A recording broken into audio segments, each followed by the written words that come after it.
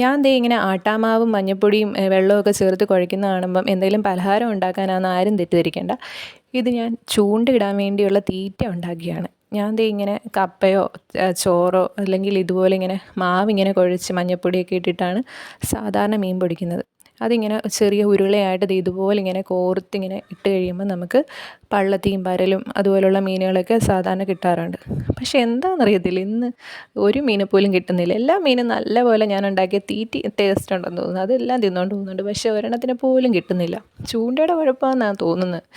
കഴിഞ്ഞ ദിവസം ഇങ്ങനെ ഇട്ടപ്പം ഒരു വലിയൊരു പുല്ലിനെ കിട്ടിയായിരുന്നു. അപ്പോൾ അത് കാരണം ചൂണ്ടയൊന്ന് ചെറുതായിട്ട് പൊട്ടിയപ്പോൾ അത് കൂട്ടി കിട്ടിയിട്ടേക്കാണ് ചൂണ്ട. അപ്പോൾ അതിൻ്റെ ഒരു പ്രശ്നം കൊണ്ടാണെന്ന് തോന്നുന്നത്. എന്താണെന്നറിയത്തില്ല, അത്ഭുതം. ഞാൻ ചുമ്മാ ഒന്ന് പൊക്കിയപ്പം ഈ ഒരു പള്ളത്തിനെ കിട്ടിയിട്ടുണ്ട്. ഒരു ചെറിയൊരു പള്ളത്തിയാണ്. അതും കൊണ്ട് അകത്ത് പോയി എല്ലാവരെയും കാണിച്ചിട്ടുണ്ട്. പക്ഷേ അത് കഴിഞ്ഞിട്ടിട്ട് വേറൊന്നും കിട്ടാത്തതുകൊണ്ട് അത് ഞാൻ കോഴിക്ക് കൊടുത്തു.